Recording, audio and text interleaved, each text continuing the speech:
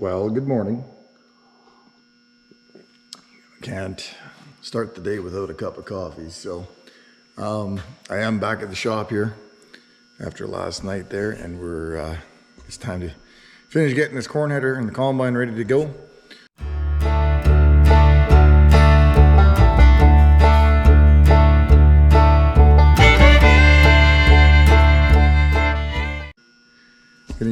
Dr. Kendall, we're going to use the combine that we put the bigger tires on.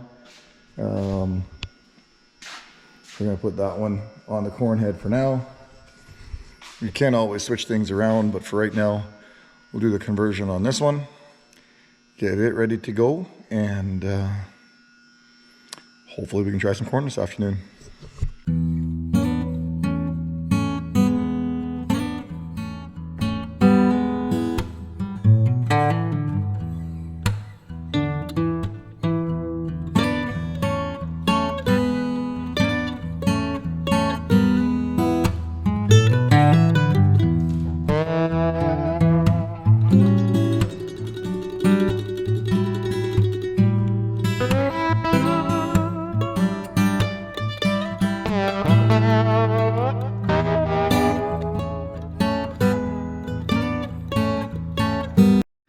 Okay, so the next thing I need to do is, if you look up here, right there, using my flashlight from my phone here, so right there is a thing and there's a little bit of oil coming out. What that is, it's a little gearbox. Each row has one, so I need to check those. And then right here is a slip clutch for that row, and I gotta grease that. So I gotta do those 8 things now, and then I think the only thing left to do is check the top gearbox for oil, the one that drives your chopping blades and that kind of thing. So it's coming. Header is just about ready to roll. Okay, so I have 2 jobs left to do to have the combine ready to go to the field. One of them is the chopper speed. For that one, I need to put the auger out, which means I have to get it outside. Second one is I've got to lower the header and check my grease in these right into here.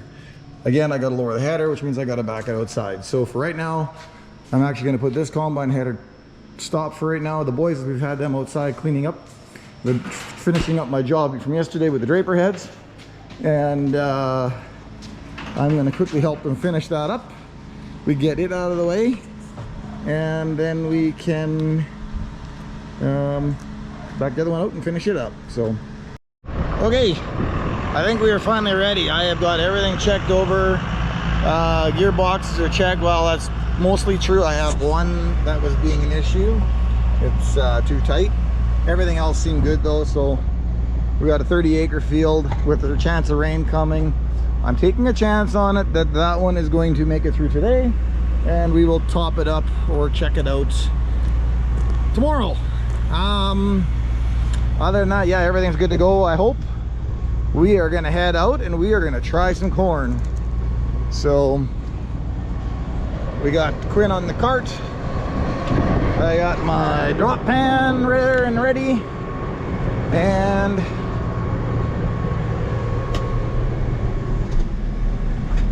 we are set for corn.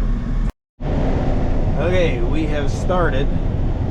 I'm just taking first glances. I've gone like 0.8 acres, so nothing extravagant yet. Moisture is definitely going to be up. The yield's looking decent here too, but very, very preliminary. But corn harvest is underway. Okay, as you can see, the cart is unloading for the first time. I've got a hopper full here. Corn is definitely wet. No doubt about that. I got a lot of small stuff in here, but that's going to be hard to do when it's as cold as it is. So, or not cold, as wet as it is. So I'm going to do some more fine tuning. When we take the first load back, we're going to find out what the moisture is. Wouldn't always take corn off this wet, but whatever. Let's do some experimenting, make sure the dryer is going, make sure the combine's going, and see how she goes. Okay, I got the headlands all done in the field here now, and So now that I'm going to be going straight up and down, I want to do a drop pan test just to see where we're at for throw over. When we're doing corn, I use a different drop pan. This one's only 4 inches wide instead of 9, and because of that, it's only 1 square foot. It's the equivalent of 1 square foot. So the reason we do that is just makes it a little easier for it to fall under. The other thing that's a little bit different when we're doing it with a corn head, we can only do a drop down the middle of the combine because I cannot go on the side of the header, otherwise tires would run over things. So the only place to put it is under here, like this, and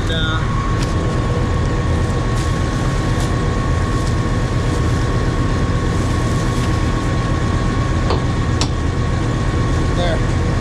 And then from there, we're gonna get a good idea where we're gonna be at.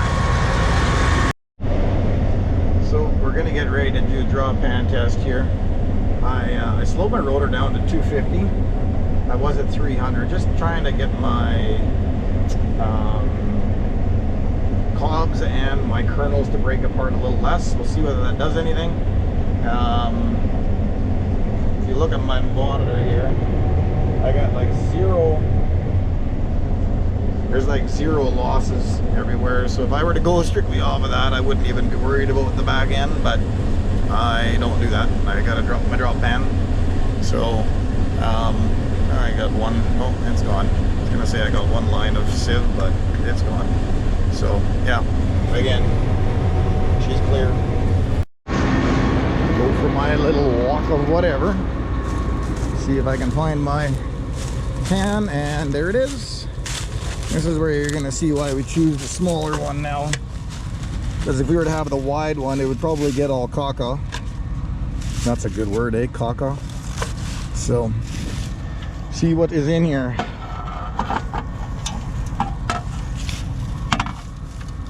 There. Pan's empty. Turn the blower on.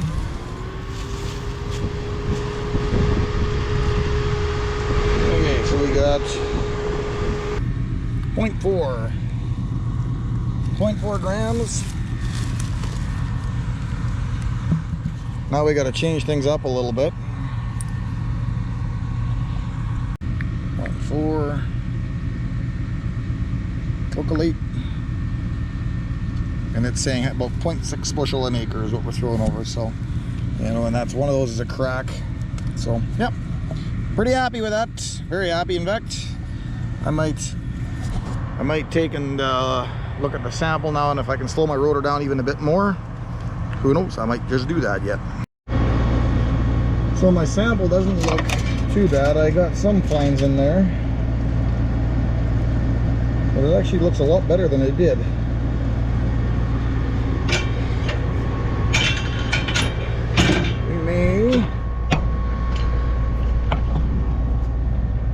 We leave well enough alone.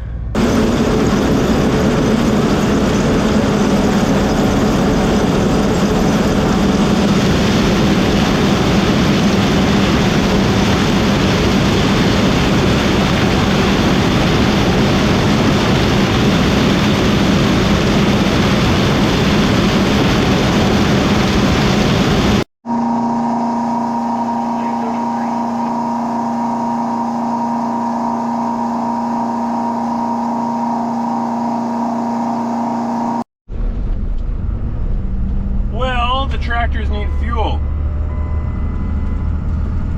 again. So take our service truck out. Arch has been running the harrows. He's been doing awesome. This is the first field we anhydrous right here. He is just about getting caught up with harrows. With harrow in the fields after the anhydrous. So the fields are looking very good, nice and smooth for the most part. This field is soybeans.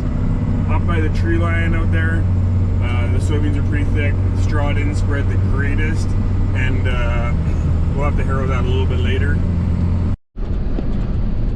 Alrighty, we just finished this field anhydrous We just finished anhydrosing this field a couple hours ago, and Arch is in here harrowing, making it smooth. And he needs fuel.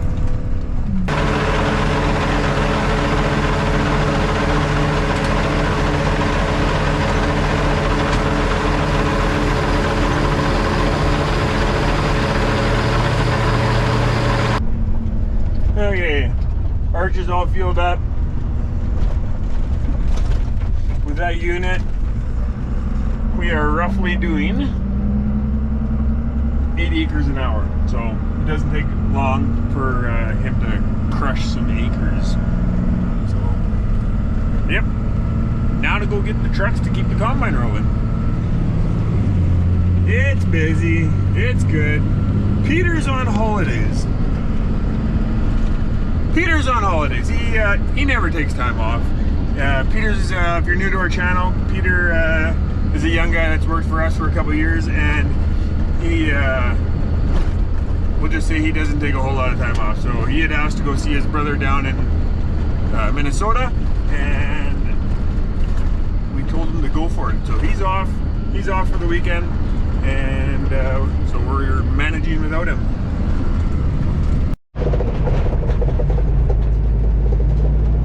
Alrighty, we are here. Daryl's busy combining on the north end of this field. This is only a 35-acre piece. And yeah, hoping to finish it to let the cows out on it, but I gotta keep trucking. I got Freightliner's full, and I filled up Arch with fuel. Now I gotta go fill Terry up with fuel. So the stalks are actually still pretty green. So when we let the cows loose on this, they're gonna love it. There's some good feed value out of here yet. I like to see that. Cob's cleaned right up, no corn.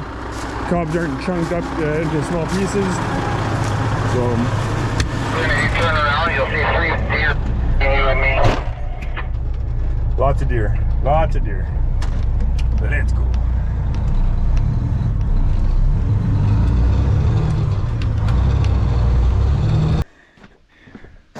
We're all set up.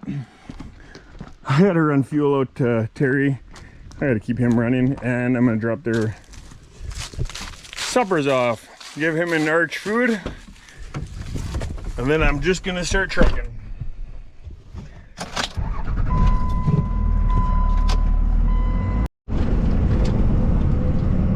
Alrighty, Terry's got the perimeter done on this field. He keeps, oh man, this road is brutal. Goat path. They actually graded it. But anyway, Terry's got the perimeter done on the field. How much do you figure you need to fill the truck, Quinn? And they keep talking. And 150. Okay, then I'll make one more up and down, and then maybe we'll take that truck away. Sorry, when you've unloaded into me, I'll have like 200 still on the cart. Yep, yeah, and that's fine.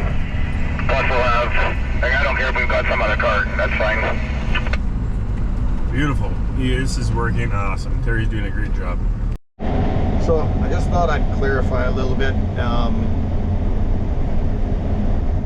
We are, just for those that either don't know or whatever, we're in southern Manitoba here, and so we do grow corn here, but we do not grow the same kind of corn that they do in the Corn Belt. For us, in our particular area, I guess probably 120 to 130 bushel corn crop is what I would say would be very good. Often we'll end up with 100 bushels.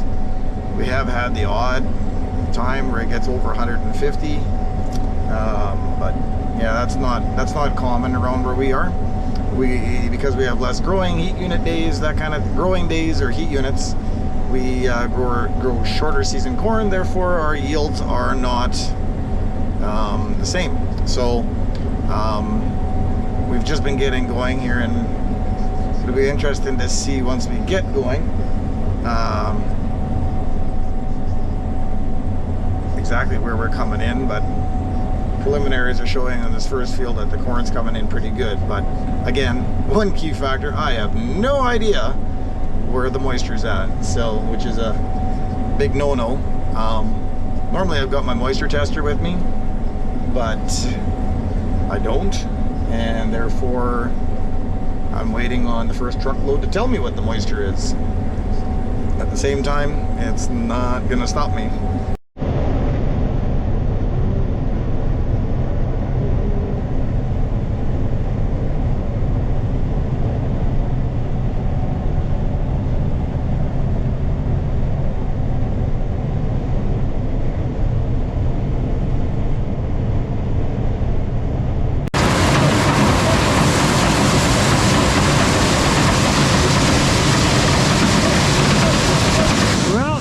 Starting. Nothing like starting dumping corn in the dryer when it's dark outside. We have to auger our corn quite slow when it's wet. If we don't, then we can plug that auger, and then that's a big mess. Or that's a lot of work. So I'm gonna take a sample, see what it's like. We have not done a moisture yet, so we really don't even know what it's at.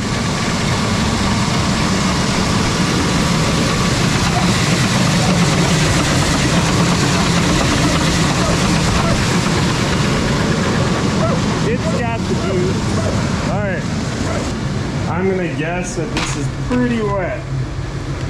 I can just feel it in it. It's kind of gross. Temperature of the corn is 13 degrees. And I put 175 in here.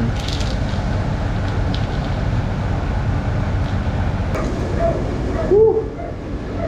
That sounds wet. Oh dear. Yeah, this is really wet. 66. I don't even know if that's going to read.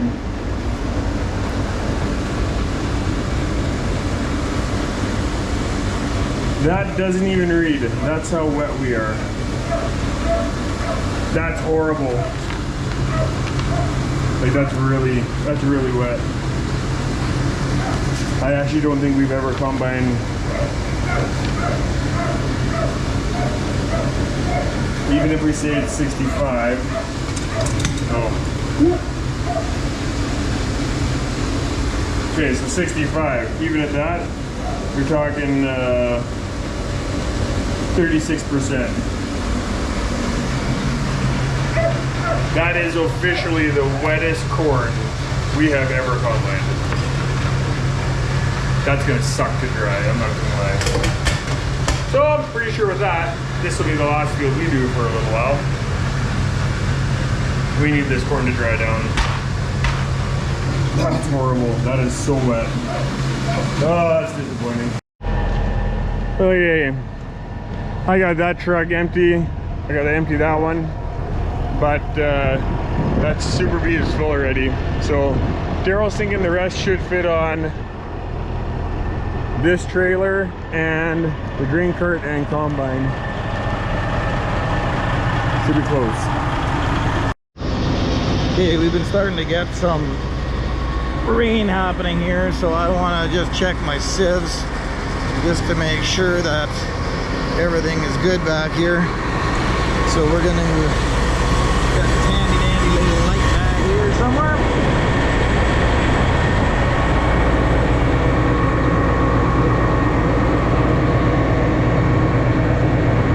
Yep. That's a bonus. Shoe is clean still, so we can keep going. So, just heard from Kendall. He unloaded the first truck, and apparently my experiment might be a little more costly than I had anticipated. We ran a hand sample, and I thought, okay, we're going to be in that mid-20s, and which is more than what I cared for. But I thought, well, you know what? It's 35 acres. Let's do it. Get her done. I didn't think much of it. I do know that hand samples are often not representative of what there is out there, but it kind of jived with what the neighbors are saying, so we figured, okay, it must be good.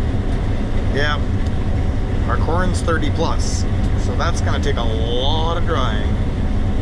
So, that all being said, maybe it's a good thing that I didn't find it out sooner. This way, yeah, got it done. We see what's out here. There is a corn crop. It actually looks like there seems to be quite a decent corn crop, so that's good. We can also rest assured and know that we're not in a hurry to get out here. So next week we can concentrate on field work and hauling grain and just getting some other stuff like that done. Because at 30% we will not be combining corn. At least I don't feel like combining corn that badly at that percent. So anyway, got a few bits left here yet, but we're gonna finish this field up just so that it's done. Day 1 of combining corn is in the books. Not a big day.